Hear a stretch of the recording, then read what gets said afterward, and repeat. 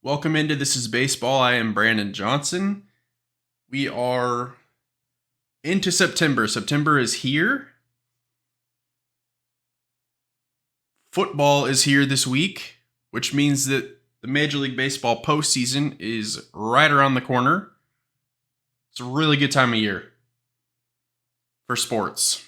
We have division races that are heating up. We have wild card races that are really close, and we have just about 25 games left on the regular season schedule before we turn over to the playoffs. I've been talking about this AL West playoff race, division race for a while now, but it's gotten extremely interesting because Seattle has been hot since the All-Star break. I remember we were talking about Texas and Houston going head-to-head down the stretch. Well, Seattle has taken the lead. They're in first place in that division. They have a one-game lead on Texas and Houston. So this one is really going to go down to the last weekend of the season. And at this point, I've been kind of rooting for Texas. They're finally having a good season. I thought all along that Houston is going to win this division. But at this point, I think it'd be really fun to see Seattle come out as American League West champions. Just something different. And this would be 2 consecutive seasons for Seattle making the playoffs should they win the division. If they don't win the division, they are very likely one of the 3 wildcard teams. But that's a really tight race as well in the wild card. It's Tampa Bay, Texas, and Houston are those wild card teams. Toronto is a game and a half back. So it's just, there's no margin for error right now. So really tight race. Again, going to come down to the wire. It's going to be a lot of fun. Now, September is not going to be easy for Seattle. If you take a look at their schedule, they're playing a series against Cincinnati right now.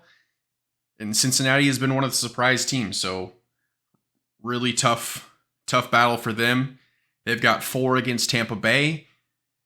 And they've got 3 against the Angels, which they should take. And then they play the Dodgers. And they have 3 against Oakland. Then they finish off the season with Texas and Houston. They have about a 10-game stretch where it's Texas, Houston, and Texas. So it is going to be must watch out in the American League West because these teams are going to be going head to head, and it might literally come down to the last game on who wins this division. Now remember, we don't have game 163 anymore. There's going to be tiebreakers, run differential, head to head, all these different percentages and stats that they'll look at instead of doing a game 163. So, American League West will be one to watch down the stretch. The AL West isn't the only division that is extremely tight right now. Moving out to the American League East, Baltimore is still holding steady, leading that division by 2.5 games over Tampa Bay. Now, if you remember at the beginning of the season, Tampa Bay opened the season with a 13-game winning streak, and you really thought that it was over right then and there. But Baltimore has played incredibly great baseball all season long, and still into September playing very solid baseball, and they're going to have to keep winning too. They've got Tampa Bay breathing down their neck. This is a division that I honestly thought that the Yankees were going to be on top of, and maybe this was the year that they kind of break through, but New York's under 500 right now. They're 17 and a half games back in their division, and they're likely going to be cleaning house at the end of this offseason, or at the end of this regular season. Now, Baltimore's schedule for the rest of the season's a little bit lighter than what Seattle's was. They're playing the Angels. They have Boston. St. Louis is on their schedule still, and they're having a terrible year. They have 4 against Tampa.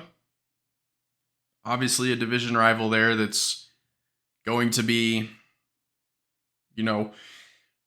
trying to sweep. That's going to be the most important series left in the American League East, is that 4-game stretch coming up, not this weekend, but next weekend with Tampa and Baltimore. That's, in all honesty, that might be what determines this division.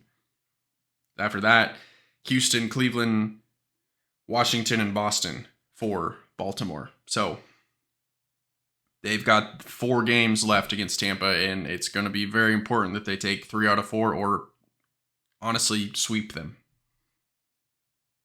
to keep things comfortable for them in their division. Over in the American League Central, Minnesota has a 5-game lead on Cleveland. This one, I think, is pretty much Minnesota's division to take. Cleveland's under 500. We've been saying all season long, it's an underwhelming division. In all honesty, Minnesota is a team that obviously they're going to make the playoffs. They're going to win their division, but probably won't make it out of the wild card round. They're just not a very strong team.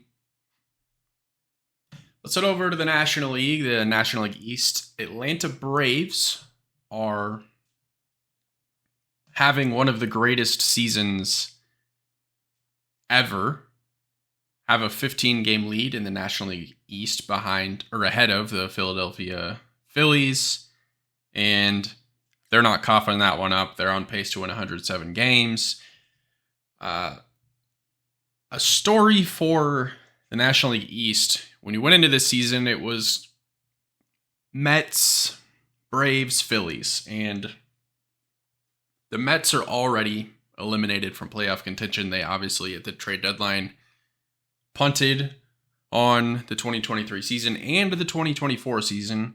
Maybe even in 25. Their thought was, let's do a quick rebuild. Be ready for maybe 2025, definitely 2026. They're also kind of doing a shakeup in their front office. The Mets, obviously, they had Max Scherzer and Justin Verlander. They traded both of those players, Scherzer to the Rangers, Justin Verlander back to the Houston Astros, where he signed from.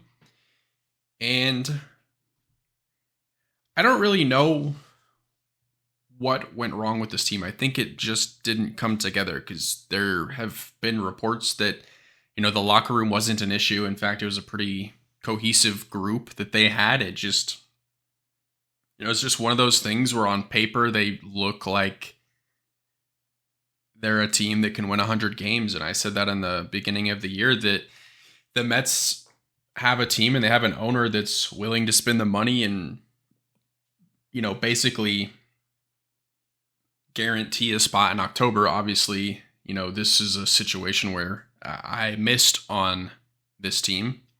But the Braves, again, doing exactly kind of what I thought they were going to do and be an absolute force in the division. And they are absolutely running away with it. 15 ahead of a very good Phillies team.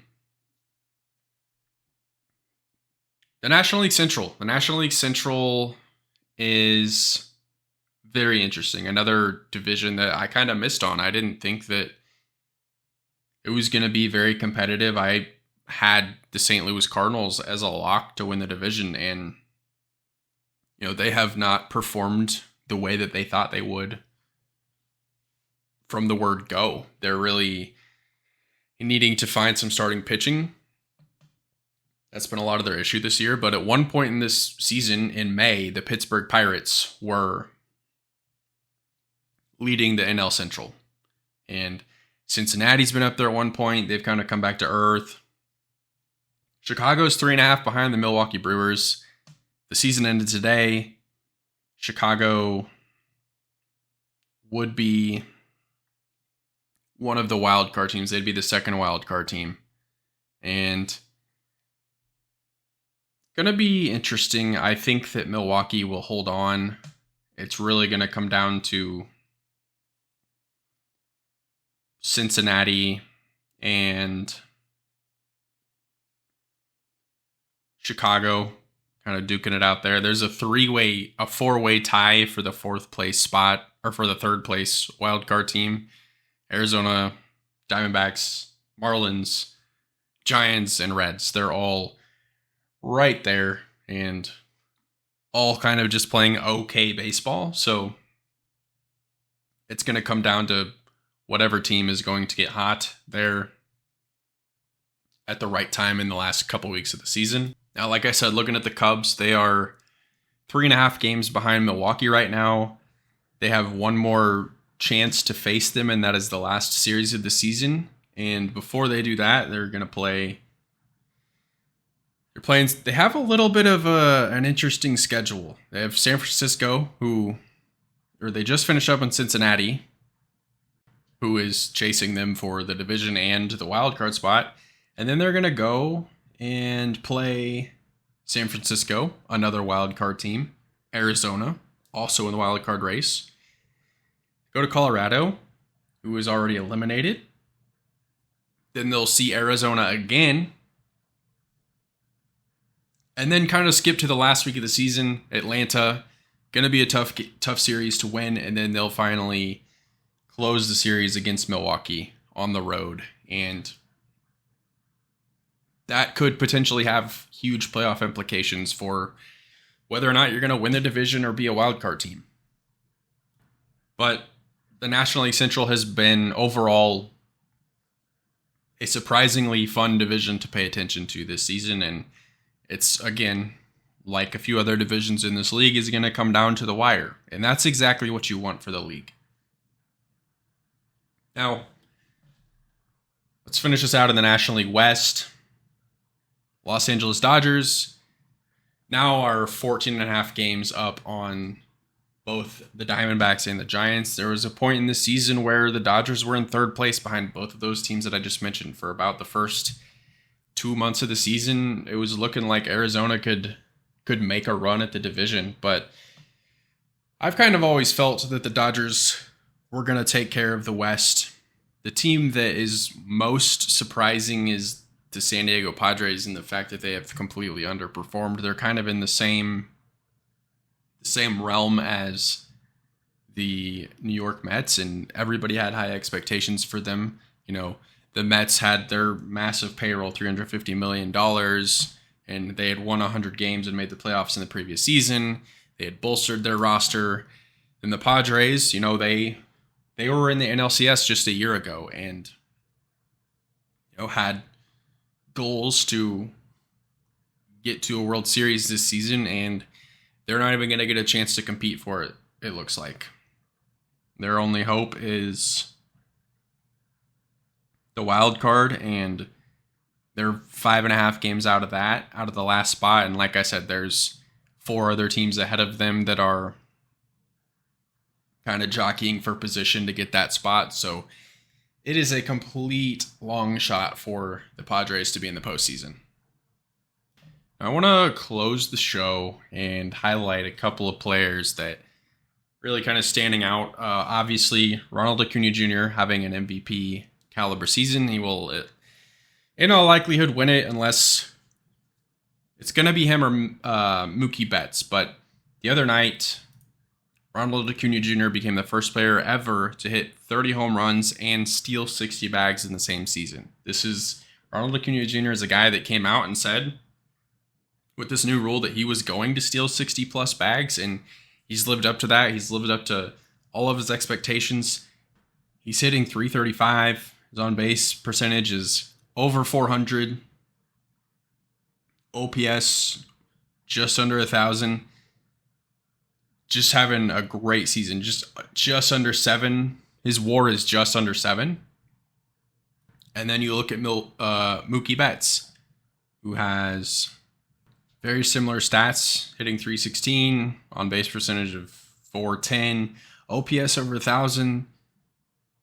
He has 38 home runs, 99 RBIs, a WAR of about 8, and the MVP race is going to come down to Mookie Betts or Ronald Acuna Jr. Again, probably going to sway towards Ronald Acuna Jr. It's been looking that way most of the season. Last player I want to highlight is for the Kansas City Royals. Obviously, that's the team that I follow closely. Royals are obviously not having a great season. They're going to lose 100-plus games. But Bobby Witt Jr. having a great season. 275 batting average, 315 on base, 500 slugging, 815 OPS. Now, I want to look at his home runs. So he's hit 28 home runs. He's stolen 39 bags. So he is 2 home runs away from being in the 30 club. He's just kind of blossoming into the player that everybody expected him to be. And I really hope that the Kansas City Royals organization takes him seriously and finds a way to keep him in a Royals uniform for the long haul, because he is a generational talent and he is going to be a great player for a team like the Royals to build their core around. That's all I have this week. If you want to get connected with us, follow us on Twitter at thisisbaseball_. Same name on Instagram. Follow us on Facebook. Like us on Facebook. This is Baseball. If you're interested in football, we have a football podcast. It's called the Football Kingdom Podcast. You can find that anywhere you listen to your podcast. We will have a new episode every Tuesday. We already have our latest one out. It is previewing week 1 of the NFL and some key matchups that we want to look at. Thank you for listening. See you next time.